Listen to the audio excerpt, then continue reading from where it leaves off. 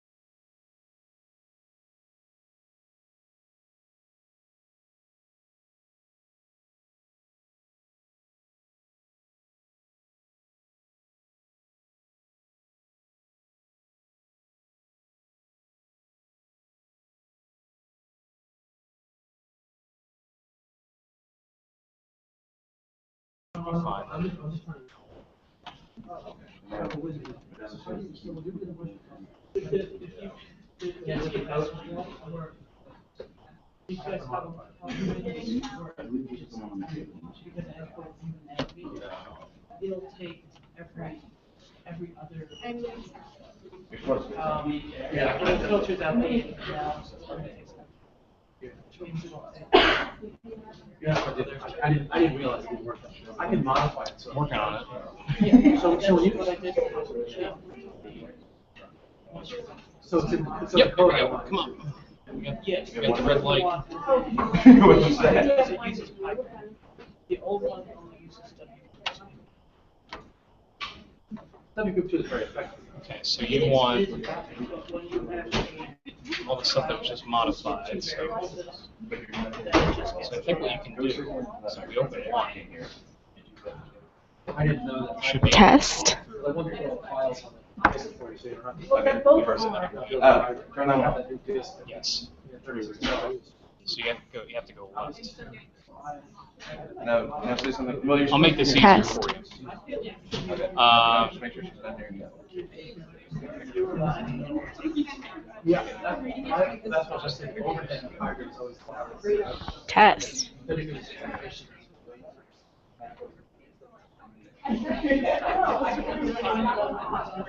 So you did skip, your coach, you skipped, that's why. No, I don't, for the cat CFS or for the, Yeah, so now you can hit the right button. other. Is this all you need? Okay. Also that. Okay, so there's a PowerPoint. That explains why. I'll show you a little Like, map. low and high resolution. Okay. Yes. Just leave it then? Okay, so you're good with just the pictures? All you have to do is. Okay, and then the pro site I brought up for you already. It's logged in, you should be able to click and get all the recent stuff. The model page is your last tab. So the model page, Barry set up the screen so it actually looks normal up there. Does that work? Okay. Thank you, Elliot. I just don't. What program should I use? My thing is, We're good to go, bud. Okay, yeah, I think we are too.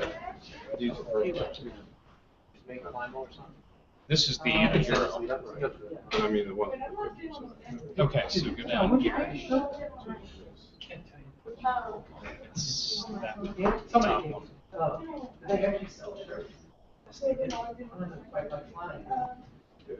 Maybe I have two of them open. Oh, I do. Okay, that's my fault. I had two of them open. So that's where you start, and then you should just go to that button. Do you want it full screen? That's what it looks like in full screen. It may move on its own though in full screen. I don't know. Probably should, yeah, just keep it like this. Just hit next, and you should be good. You want to start with this? We good? Okay. Good afternoon, everyone. Thanks for a couple minutes of patience. We were just moving stuff over from Elliot's Mac to PC. Thanks for coming out.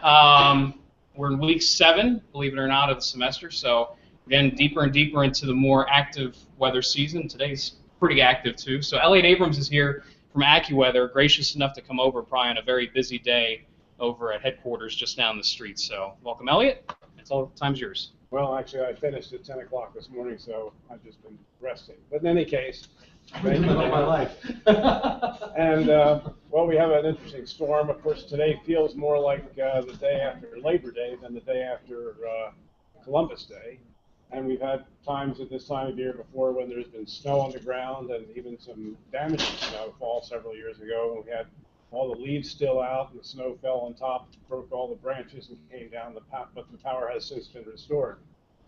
And today we're dealing with a system that's already caused deadly tornadoes yesterday in Arkansas.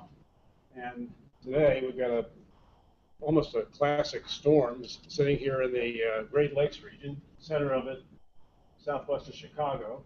The rain circulating up on the east side of it, thunderstorms on the south side. And on the west coast, another system has come into the Pacific Northwest and into the Northwest. And the question is, how fast will all this thing go? You would think with that next thing pushing inland from the Pacific, that this whole trough would move out very quickly, but there's a giant ridge out there in the ocean. And we also have a hurricane that's moving west-northwestward through the eastern part of near Puerto Rico. And it is all the models are showing it turning more to the north, staying out at sea. And this is something that would not have been known, say, 60 years ago today, when Hurricane Hazel was coming ashore in South Carolina.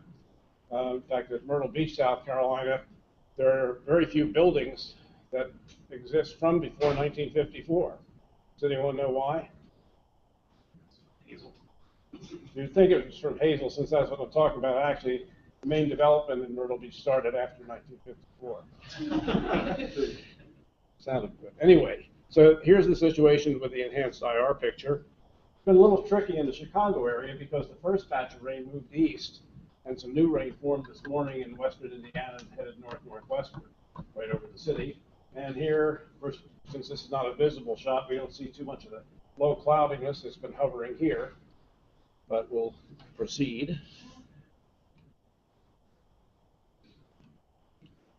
This should go to the right, right? Yes, or you can probably hit space bar. If I do the space bar, what is happening? Maybe I can just get rid of this one picture. back to that. Sound Go back to that picture. I'm about to go back to this picture. On the last. One more. No, this one right there. And then hit the little right arrow. Oh, okay, all right. Here we go. There you go. Okay, so here is the picture of the storm in the east, different scale, but we also see the march of systems across the tropical Atlantic, which is more active than it's been just about the entire summer and early fall. Although the energy indices that are used for determining how much energy there is with these different storms has all been over the eastern Pacific and Indian Ocean recently, and nothing virtually in the Atlantic. But this storm Gonzalo is moving west-northwestward, and Hazel was actually in a similar situation, moving westward, and actually then got absorbed by a closed low that came in from the west and went all the way up through central and eastern Virginia, and then through Pennsylvania, knocked down hundreds of thousands of trees. And it was the first storm I remember after I cleared away the dinosaurs outside. I remember a weeping willow tree 2 doors away blowing over in the wind, and another tree in our street that fell across the street, and all the kids played in it for a week or two because the city couldn't get to all the trees that had been knocked down. But anyway, Hazel, different people remember different storms. And what's the earliest storm any of you can remember that really stands out in your mind as you were becoming a budding meteorologist? Dawn in 1960? Yes. Okay. Flood of 1956. Okay. Blizzard of '96. The blizzard of '96. See, that can't even be proven now since it's all melted. And then there was the superstorm of 1993, and interestingly, we'll have to see what happens this coming winter, because sometimes we'll see an 11 or 22-year cycle based on sunspots where things seem to have a coincidence of occurring. So this would be the year coming up. But there's so many other cycles going on that it's unlikely that any one of them could be used as a predictive tool. It's worth mentioning, Elliot, that Hazel still holds the record for the highest wind in Philadelphia. So And the fact that it's so vivid in your memory substantiates that. Hazel was a huge storm. It came in with something like over 100-mile-per-hour winds in South Carolina and moved so quickly that it still had tropical storm force winds, at least in Philadelphia. It was above 90. And the gusts were over 90, as we've just heard from a true professor. Right? Yeah, it doesn't make any No, not sure. Well, anyway, what happened in that storm is it was forecast to turn northeastward after it came to Pennsylvania. And there were some Air Force planes at Bedford, Massachusetts, that they feared were going to be in the path of the storm. And so they evacuated them to Buffalo. The storm headed straight to Buffalo and was about the only storm that had tropical storm force winds that went across Lake Ontario and hit Toronto, destroyed the plains near Buffalo. Thus disproving, of course, the idea that Buffalo only has the 2 seasons, 4th of July and winter, and it wasn't the 4th of July then. So anyway, we have these storms marching across the Atlantic. We'll see if any of them actually come toward land. Proceeding along. This is a spaghetti plot of the precipitation for the period ending at 12Z tomorrow. And a pretty good agreement with all the members there that there would be heavy precipitation in the area from western Pennsylvania to South Carolina. This system is marching along at a pretty predictable pace, although the last few days, European has been slower than the GFS model, and that brings up the problem that we're going to encounter for a number of years still, that the more refined the models get and the more detailed they get, and the more we rely on any one of them, if there are differences, we can be totally off in a forecast. So if you think that the axis of heavy rain is going to be right over you at 10 o'clock tomorrow morning, but instead it's at Harrisburg, and you predicted heavy rain at 10 o'clock tomorrow morning and nothing at 1, you could be totally off, whereas an old style forecast might say showers and thunderstorms in the area and have turned out to be sort of right by default just because nobody could pin down the timing. But the HRRR, the rapid refresh models that are being developed and then replaced rapidly, and Well, no. If you can't, they're really good for tracking these the precipitation areas, because one of the things on there is the simulated radar, and it's a very good. It looks like a real radar picture. Okay, now here is the mean precipitation for the same time period from the GFS ensembles, and you can see that the axis looks like it's down in Virginia and North Carolina rather than this far north. Now the mean, though, is never going to hit the extremes. If you have, say you have some extreme members, say in western Pennsylvania, that are predicting 2 or 3 inches of rain, but most of them don't, and most of them have it farther south, that's not going to show up here. So this gives you a good picture of what should happen on average, but it will not hit the extremes as you go forward. So here's the picture for this afternoon at 2 p.m. And we see, in fact, it has rained in Chicago. It's always reassuring when an 18-hour forecast, and this is from the European control run last night, it's always reassuring when a prog at 18 hours actually shows what had just happened. And you can verify that by looking at the data. And I think it's important to do that whenever you're looking at the models. Any part of it going forward that you can check out with actual radar and satellite pictures can give you an idea, okay, this thing is reliable, not reliable, this thing is accurate up to this point, and we'll have to see if it continues to be. Reliable, on the other hand, is when a model predicts that there's a 30% chance of something happening, and it winds up happening 30% of the time with that model, then it's reliable. But accuracy is a different question. Okay, so here it progresses, and this is this evening at 8 p.m. Eastern, 7 Central.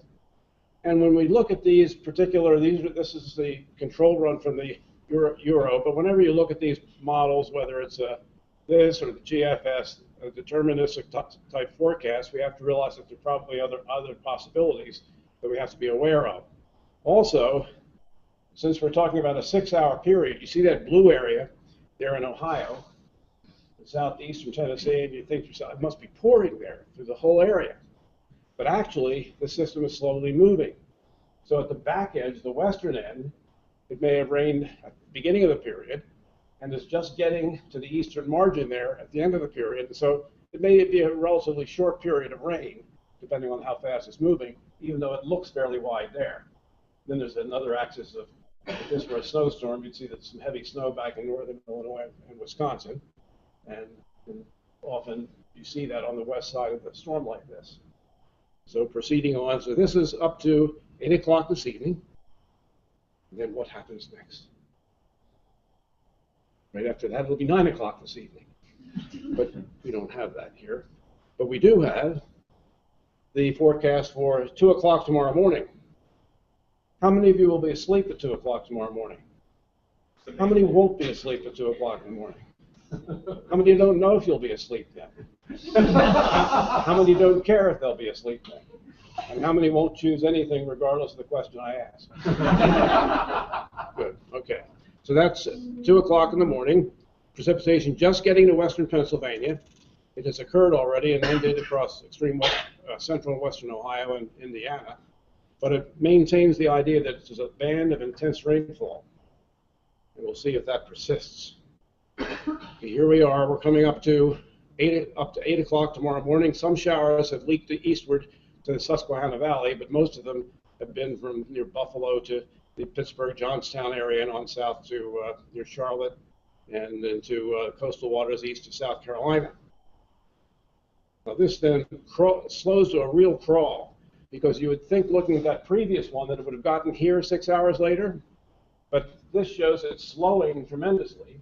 And this is the map from 8 a.m. to 2 p.m. for the rainfall during the day tomorrow. Very heavy rain continues western Pennsylvania. So if we see something like that with a slowing, we begin to get concerned, well, how much rain would be necessary to cause flooding of small streams or larger streams?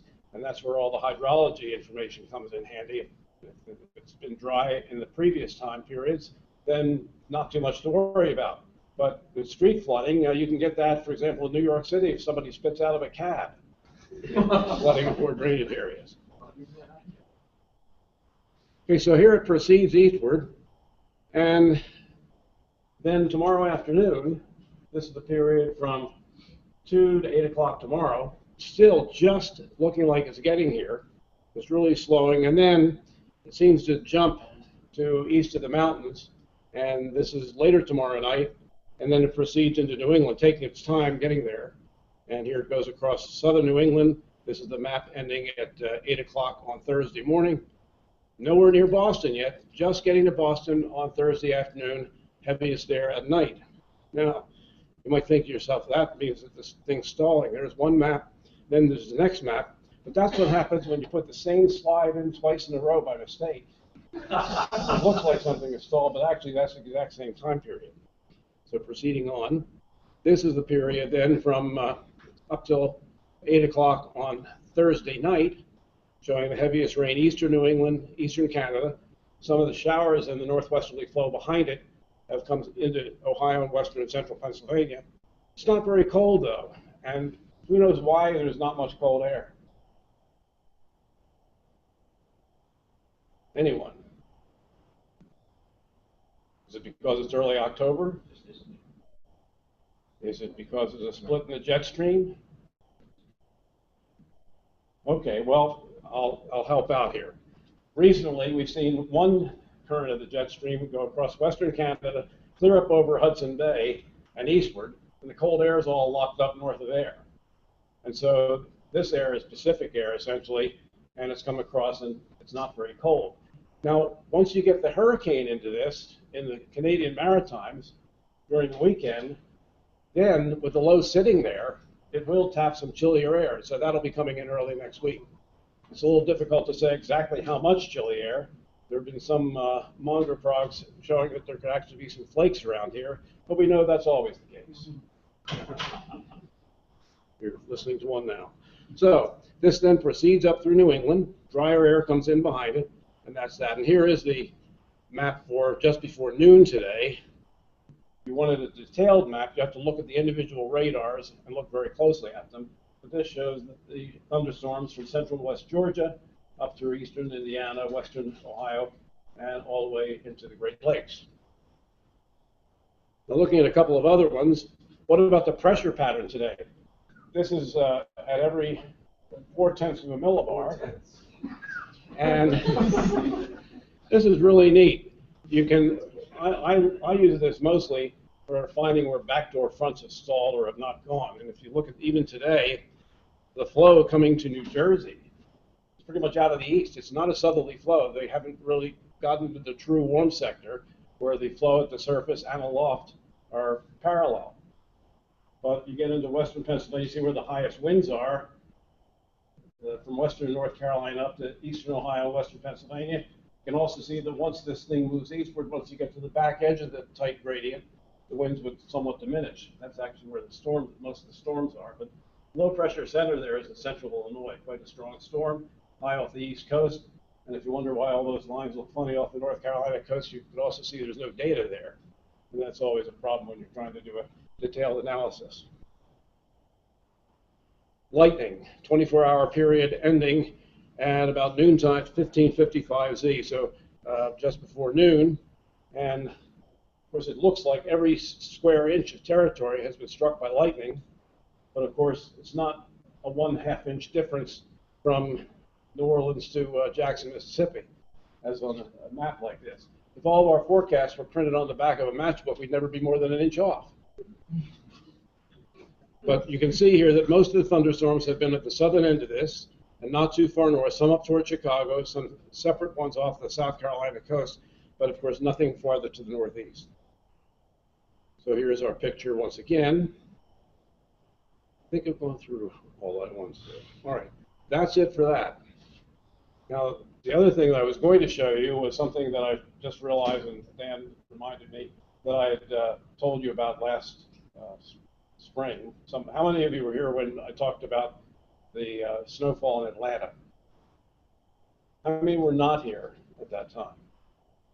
How many do not remember if they were here? let me call this one up. We only have a couple of minutes, so. Oh, okay, we only have a couple of minutes, so I only want to show 3 slides. Okay, yeah, that's fine. Okay, now it's on here someplace. It's that folder button. The folder button, yes.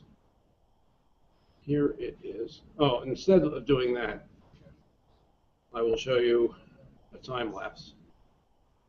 If this will run. Oh, yes, just hit the recommended thing. Then finish. This computer is frozen, so it never. This is frozen. It's too early in the season. This is supposed to be a fun free song. I realize when you talk about frozen, it reminds me of the story of this car that wouldn't work here. Okay, here's the video. This we're looking here northwest from the backyard of my house, and we're seeing some clouds coming in, and of course there's some haze between the clouds in the foreground and the ones in the background because there's rain falling through there, restricting the visibility a bit. Now that rain's all over, and we see the deep blue sky, and the next set of clouds coming in. And it's fascinating to watch all this. Imagine if you had to try to model each little eddy that goes on in these storms. It's quite a challenge. But in between the storms, there are subsidence. The air is sinking, and then lifting going on, and here's some more rain, actually probably snow up there at the very high levels. But the rain doesn't really do very much. And then there's another one that comes along. This is a day when you have a whole series of these things moving along in the flow. And here's one that's going to pass to the south, and you can see another one developing out there at the edge of the mountain behind there. Quite fascinating. When you actually look at this kind of a picture as a still, it's kind of boring. However, if you can't look at it as a still, I can't show you that it's boring. It just keeps on moving. But we're to the end of this. And here's new ones developing in the background. And it's really fascinating to watch how on some days the cumulus will build to a certain height and just stop. Other times when some of them will suddenly blossom in and cause thunderstorms, and yet a few miles away nothing's happening. And of course in forecasting we try to tell where those zones are in advance, and it's pretty challenging. So that's the briefing for today. It's going to rain and rain heavily at some point tomorrow. Then it will tend to dry out as we go toward the end of the week. There's no football game this weekend, so no one will be hot or cold at the stadium. And next week, different story. We'll have to see what it's like then. Any questions? Questions for Elliot? Anybody? If there are, oh, yes. Yeah, I heard on the Weather Channel this morning that with that Puerto Rican storm that the European Center has it much weaker than the GFS. And I just wonder if you have any comments on, apparently there's a difference in the forecast guidance for the storm that's over Puerto Rico, and that the GFS is stronger than the European Center. At least that's what the forecaster said. There is a difference. Let me just, I can't show you that here. Go to Firefox, Elliot. Okay. We've got to get to the tropical center here, though.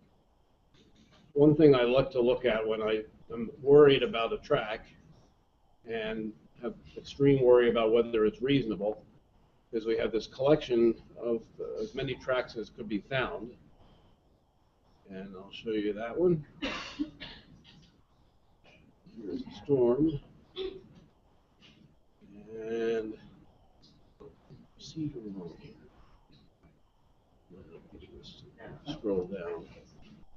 That's because I'm not hitting the right.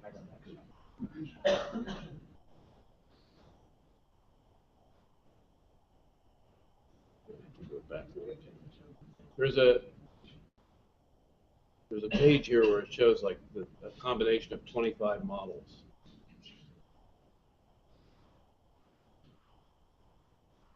Okay, here they are.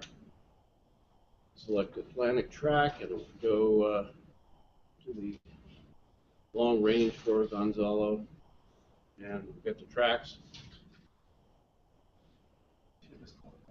And this says they all have basically the same idea, so whether it's stronger or weaker, they all have it moving north-northwestward and then taking a sharp right turn so it goes northeastward. There's a little bit of a question mark about what happens in eastern Canada. Will they be hard hit by it in the Maritimes, or will it pass farther east? But with none of the members moving much out of that circle anywhere south of Carolinas, it's an issue how strong the storm is, but wouldn't be an impact issue for the East Coast, except maybe how bad the rip currents are or the swells.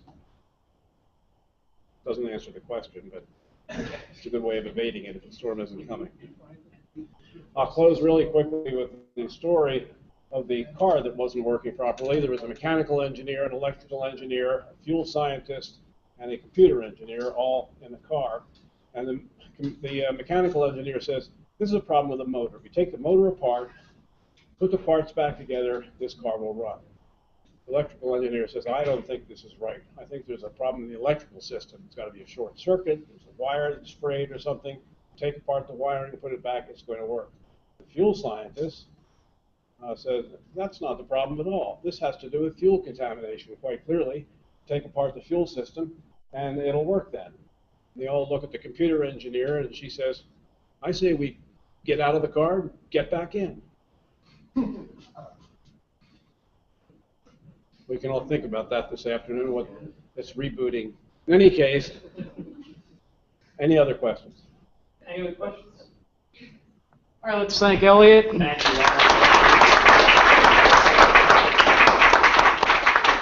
Hope you all have the best afternoon you've ever had until tomorrow. And Dr. Neese is next week. Pretty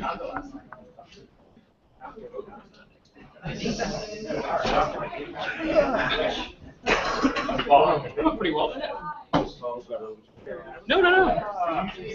Yeah, I like what you did with the screen share because it makes it go faster. I am well, Elliot. How are you? Nice presentation.